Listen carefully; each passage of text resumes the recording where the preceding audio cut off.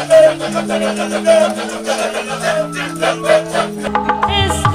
moga-moga, restu tengah moga.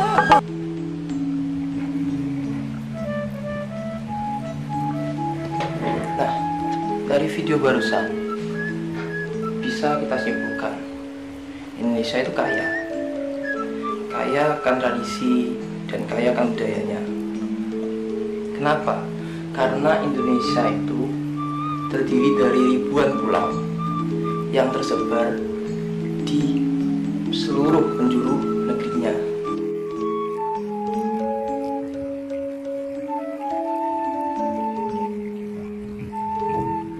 Berbicara mengenai tradisi, Indonesia merupakan negara yang sampai saat ini masih melestarikan dan menjaga tradisi.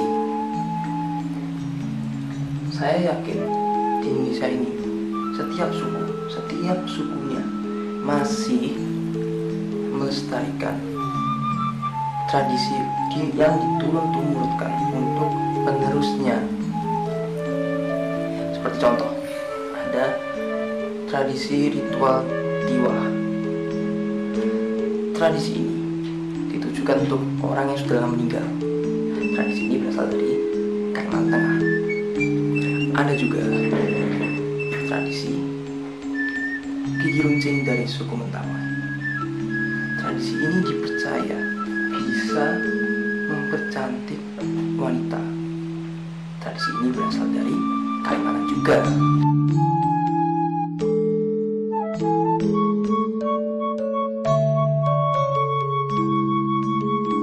Tak usah jauh-jauh di Kalimantan, di Jawa pun ada tradisi yang sampai saat ini masih dilaksanakan dan juga dipercayai oleh masyarakatnya, yaitu masyarakat Jawa Tengah.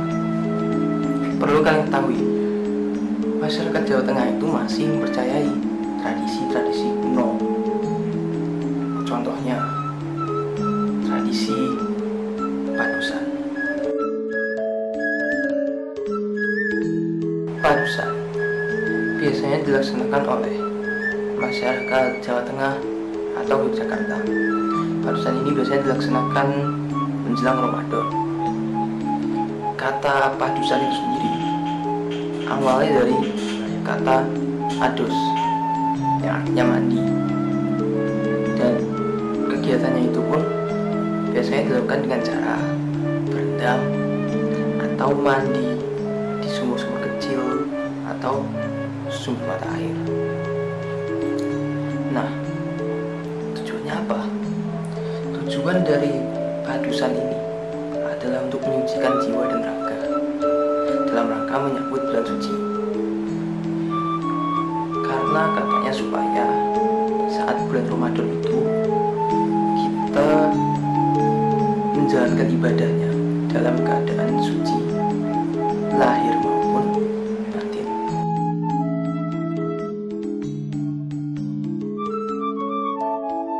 Namun, apakah tradisi ini masih dilakukan sampai sekarang? Masih. Tradisi ini masih dilakukan oleh masyarakat Jawa Tengah dan Yogyakarta. Namun, tradisi ini seiring jalannya waktu menuju masa modern ini, tradisi ini telah kehilangan maknanya. Kenapa?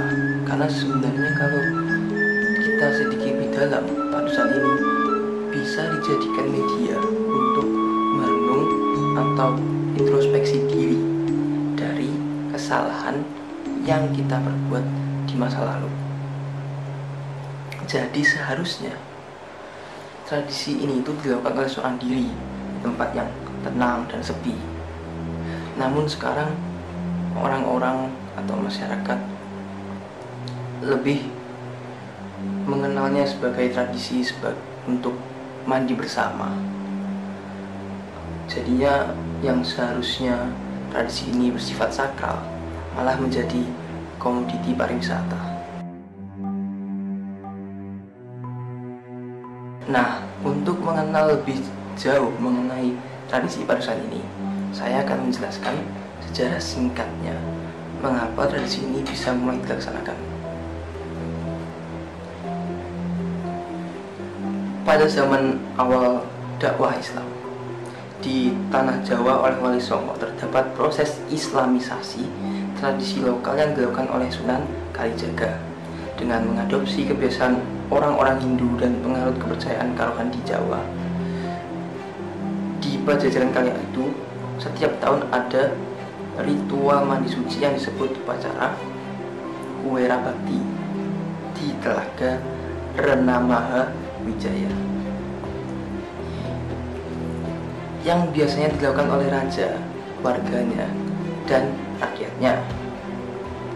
Di dalam tradisi Hindu, di wilayah Kerajaan Jawa Tengah pun demikian, ada upacara mandi untuk menyongsong acara-acara besar.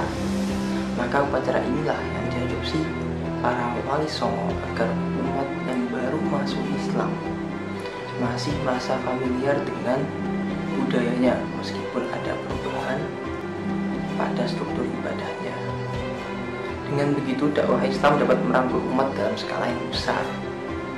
Meski secara teori mereka mengubah keyakinan upacara tersebut menjadi konsep tauhid, namun pada aspek amalannya masih diberikan toleransi dan tajwid yang kreatif. Namun, seiring berjalannya waktu, telah terjadi penyimpangan yang dilakukan oleh masyarakat terhadap pelaksanaannya, yang akhirnya semakin menjauh dan bergeser dari nilai-nilai Islamnya.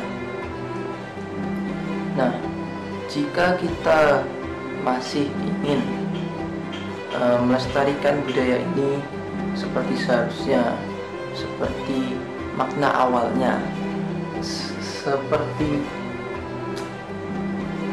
yang diislamkan atau dilokalisasikan pada saatnya itu, ada kala baiknya jika kegiatan ini kita lakukan sendiri-sendiri saja di tempat yang tertutup, jika tujuannya memang untuk meningkatkan kualitas dan menyucikan diri agar ibadah-ibadah di bulan Ramadan terasa lebih nyaman.